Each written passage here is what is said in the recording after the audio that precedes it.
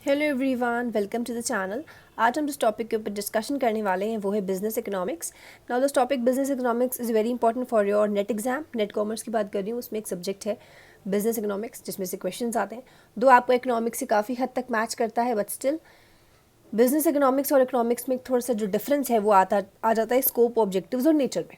तो उसको हम अच्छे से आज क्लियर करते हैं। So let's begin with the topic. जैसे कि आप देख सकते हैं, फर्स्ट ऑफ ऑल मीनिंग लिखी हुई है। तो ये बिजनेस इकोनॉमिक्स होता क्या है?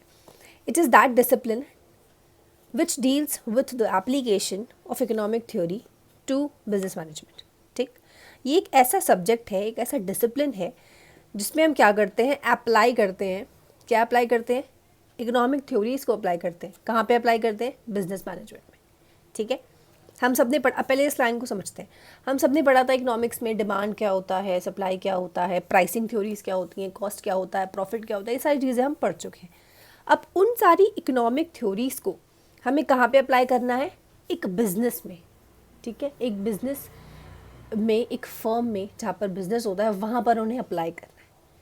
तो ये कहलाता है हमारा बिजनेस इकोनॉमिक्स। ठीक है, बिजनेस में आपने जो भी इकोनॉमिक्स थ्योरीज पढ़ी हैं, मेथडोलॉजीज पढ़ी हैं, उन सब का एप्लीकेशन, उन सब का प्रैक्टिकल एप्लीकेशन, ये आपका कहलाता है business economics. It lies on the border line between economic and business management.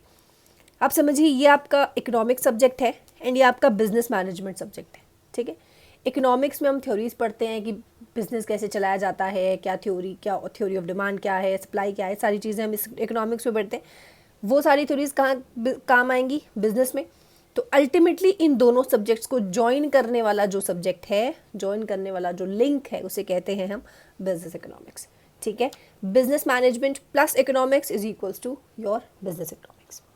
कैसे हम मेथड्स को जो हमने इकोनॉमिक्स में पढ़े हैं, उन मेथड्स को कैसे कैसे हम अपने बिजनेस में अप्लाई करेंगे, वो कैसे करेंगे? इसके थ्रू करेंगे। ठीक, it lies on the border line, ये हो गया था।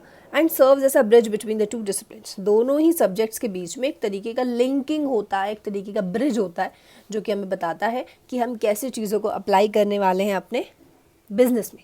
मेथड सारे हमने पढ़ लिए कि भाई थ्योरी ऑफ कॉस्ट क्या होती है, थ्योरी ऑफ डिमांड क्या है, सप्लाई क्या है, सारी चीज़ें हमने पढ़ ली। बट हमें अप्लाई करना नहीं आया तो कोई मतलब नहीं है। तो इस वजह से हमें जो बिज़नेस इकोनॉमिक्स है ये हमें एप्लीकेशन सिखाता है कि आप कैसे जो भी चीज़ें आपने पढ़ी हैं उन्हें कैसे आप अप्लाई करेंगे। अब सबसे पहले आ जाता है हमारा स्कोप।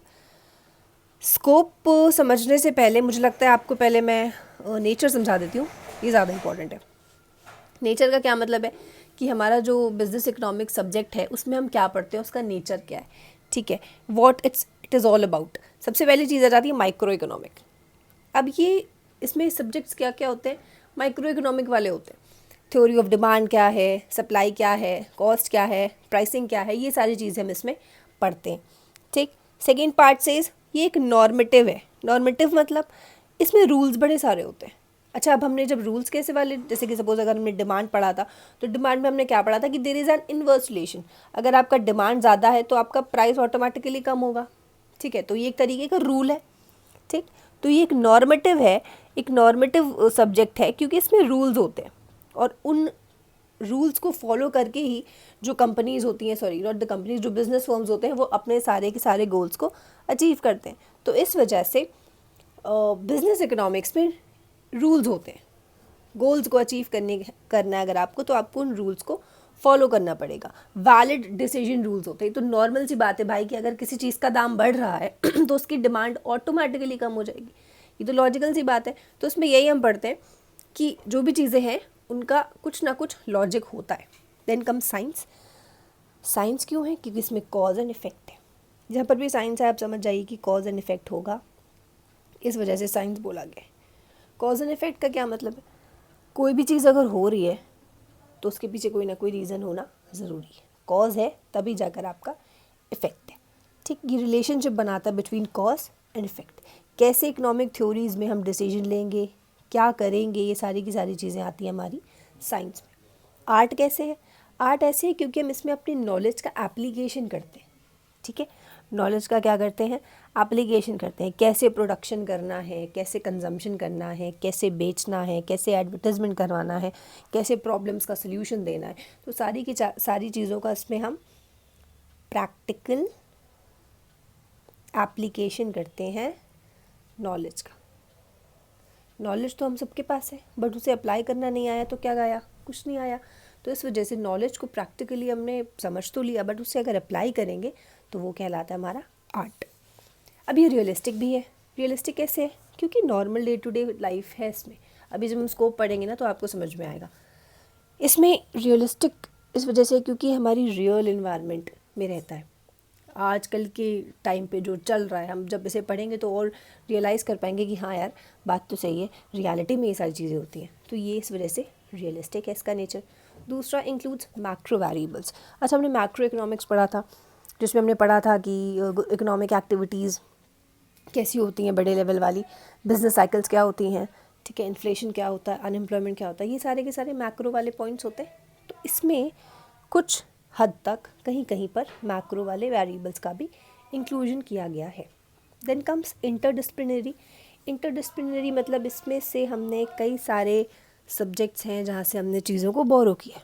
लाइक हमने इसमें से मैथमेटिक्स से कुछ बोरो किया है, स्टैट से कुछ बोरो किया है, अकाउंटिंग से कुछ बोरो किया हुआ है, मार्केटिंग से कुछ बोरो किया है। तो उसमें कई सारे डिसिप्लिन से कुछ ना कुछ बोरो करके तब जाकर इस सब्जेक्ट को हमने बनाया है। अब आ जाता है मेरा सेकेंड पार्ट, जिसमें हम पढ़ेंगे अबाउट स्कोप। स्कोप में हम क्या पढ़ते हैं? स्कोप में हम ये पढ़ते हैं कि बिज़नेस इकोनॉमिक्स में हम क्या चीज़ें पढ़ने वाले हैं, बिज़नेस इकोनॉमिक्स का स्कोप क्या है, उसमें हम क्या क्या चीज़ें पढ़ते हैं।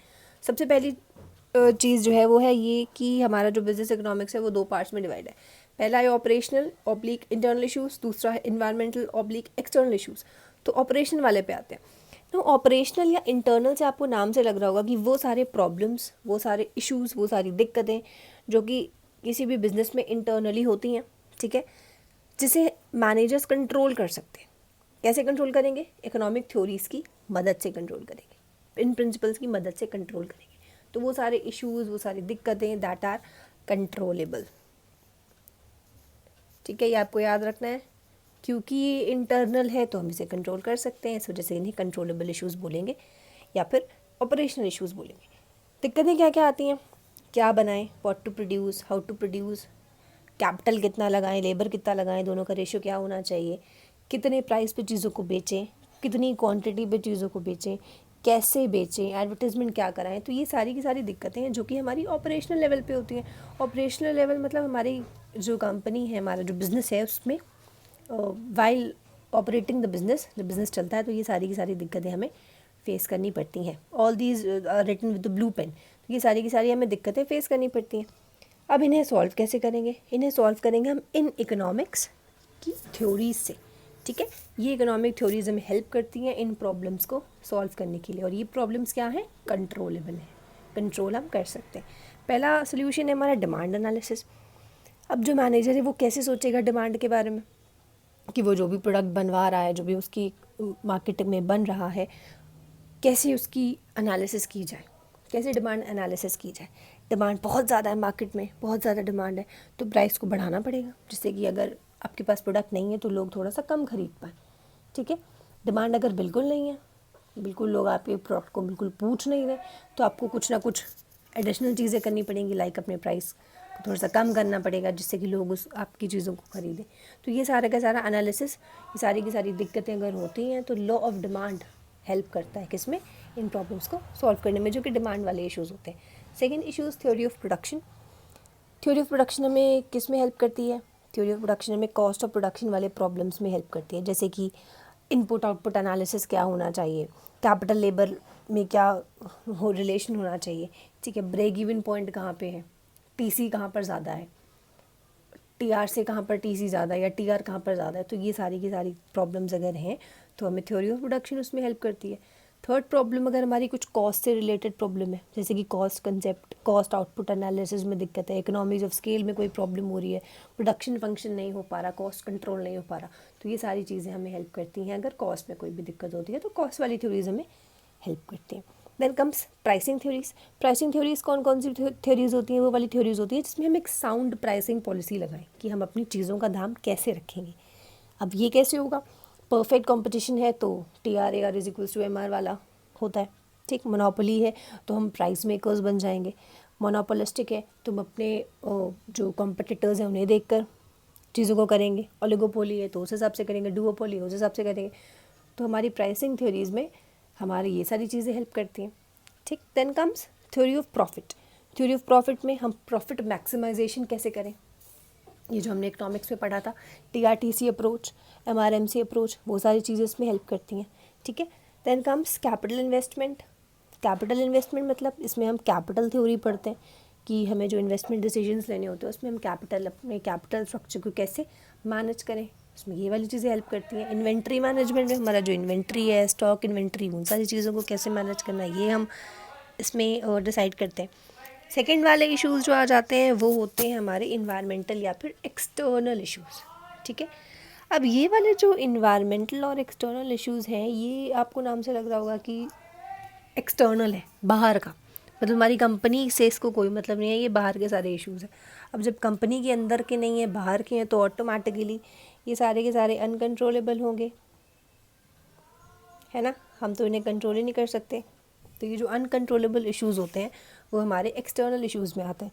अब इसमें क्या क्या हो सकता है, इसमें हो सकता है हमारा सोशल इन्वायरमेंटल, इकोनॉमिक इन्वायरमेंट, ठीक है, पॉलिटिकल इन्वायरमेंट, गवर्नमेंट क्या रूल्स बना रही है, हमारी इकोनॉमिक सिस्टम कैसा है, मिक्स्ड इकोनॉमी है, कैपिटल इकोनॉमी है, सोशलिस्ट इकोनॉमी है, ठीक है, प्रोडक्शन कैसा है, इनकम लेवल्स कैसे हैं इंडिया में, एम्प्लॉयमेंट है कि नहीं है, प्राइसिंग है कि नहीं है, सेविंग है कि नहीं है, इन्वेस्टमेंट क्या है, फाइनेंशियल इंस्टीट्यूशंस कितने हैं, जैसे कि बैंक्स हो गए, फाइनेंशियल कॉर्पोरेशंस हो गए, इंश्योरेंस लोगों को मिल पाता है कि नहीं मिल पाता, इंटरनेशनली हम क्या ट्रेड कर पा रहे हैं कि नहीं कर पा रहे हैं इंडिया में, ठीक है। इसमें और जितनी भी सारी एक लार्ज लेवल पे, एक मैक्रो लेवल पे जो कंडीशंस होती हैं, जैसे कि इंडस्ट्रियल पॉलिसी इंडिया में क्या है, मॉनेटरी पॉलिसी क्या है, RBI की फिजिकल पॉलिसी क्या है, कंज्यूमर के कॉपरेटिव्स कितने हैं, गवर्नमेंट पॉलिसी क्या है, ये सारी चीज़ें इसमें हम पढ़ते हैं, ठीक है। इसमें हम कंट्रोल नहीं कर सकते, इन्हें हम कंट्रोल कर सकते हैं।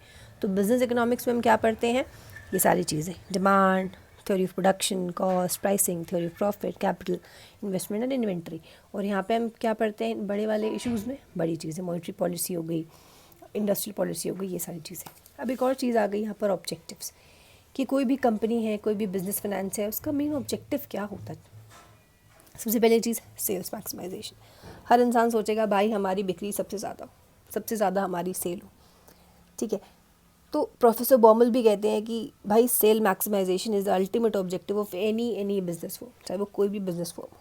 ये कैसे होता है, TR is equal to TC वाला हमने पढ़ा था कि TR जहाँ पर ज़्यादा हो, TC कम हो, वो आपको ऑटोमेटिकली सेल मैक्सिमाइजेशन वाला पॉइंट हो जाएगा। दूसरा एक ऑब्जेक्टिव लेकर चलते हैं प्रॉफिट मैक्सिमाइजेशन। अब कुछ होते हैं, कुछ ऐसे एंटरप्रेन्योर्स होते हैं जो कहते हैं भाई प्रॉफिट होना चाहिए, हमने अगर चीज़ 10 रुपये की बनाई है तो वो 20 रुपये में बिकनी चाहिए, नो मैटर। और सेल वाले क्या सोचते हैं, भाई बिक्री करो बस, नो मैटर प्रॉफिट हो चाहे ना हो। बट जो प्रॉफिट वाले होते हैं वो कहते हैं नहीं, प्रॉफिट होना चाहिए, नो मैटर आपकी कितनी आपकी सेल कितनी आपको रोकनी पड़ जाए, ठीक है। तो ये एक इशू होता है, कुछ लोग प्रॉफिट को फोकस करते हैं, कुछ लोग सेल्स को फोकस करते हैं। तीसरा ऑब्जेक्टिव क्या होता है, यूटिलिटी मैक्सिमाइजेशन, कि जो भी आप प्रोडक्ट बना रहे हैं, क्योंकि ultimately consumer is the king, वो उससे जो चाहिए आपको वही बनाना पड़ेगा, है ना। तो यूटिलिटी आपके प्रोडक्ट में होनी चाहिए, सेटिस्फैक्शन आपके प्रोडक्ट में होना चाहिए, वरना आपका जो प्रोडक्ट है एक बार कंज्यूमर लेगा, दोबारा नहीं लेगा, पूछेगा भी नहीं। तो इस वजह से आपको अपने प्रोडक्ट में सेल्स हो, मैक्सिमाइजेशन हो, प्रॉफिट का मैक्सिमाइजेशन हो, ठीक है, बट जो कंज्यूमर है जिसके लिए आप प्रोडक्ट बना रहे हो उसके लिए यूटिलिटी मैक्सिमाइजेशन भी आपको उतनी ही इंपॉर्टेंस देनी है जैसे कि आप बाकी चीज़ों को देते हैं। Then comes welfare maximisation. अब पर्सनल वेलफेयर, सोशल वेलफेयर, दो तरीके की चीज़ें होती हैं। पर्सनल मतलब लोगों की भलाई, कैसे आप चीज़ों को बना रहे हैं, लोगों के लाइक्स को सोचकर चीज़ें बनाना, उनके डिसलाइक्स को सोचकर चीज़ें बनाना, है ना।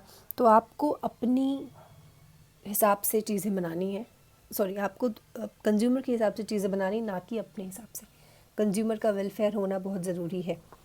सोशल वेलफेयर क्या है, सोशल वेलफेयर मतलब आपको ऑल ओवर सोसाइटी का वेलफेयर भी देखना है। आपको ऐसे हज़ार्डस चीज़ें नहीं बनानी है, ऐसी चीज़ें नहीं बनानी जो जिनका सोसाइटी के ऊपर एक गलत इम्पैक्ट पड़े, ठीक है।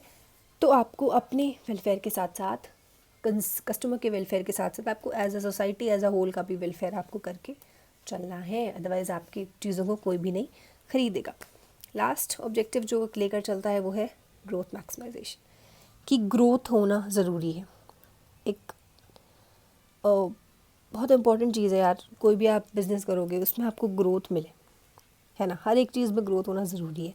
आपका आउटपुट का ग्रोथ हो ज़रूरी है, प्रॉफिट का ग्रोथ हो ज़रूरी है, प्रेस्टीज आपकी बढ़े, टेक्निकल सुपीरियोरिटी आपको मिले, मार्केट पावर आपको मिले, आप मार्केट पर राज करो।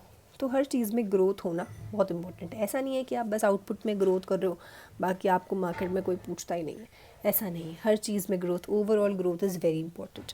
तो ये 5वां ऑब्जेक्टिव है जो लेकर चलता है हमारा बिजनेस इकोनॉमिक्स किसी भी बिजनेस फर्म में, ठीक है। So in this video we have discussed about business economics का meaning, scope, objectives and nature. I hope आप सबको समझ में आ गया होगा, वेरी बेसिक्स और बहुत इंपॉर्टेंट था। Thank you all so much for watching the video and stay with the channel for further updates. Give your like, share, and any suggestions, any query, kindly use the comment box. Thank you so much.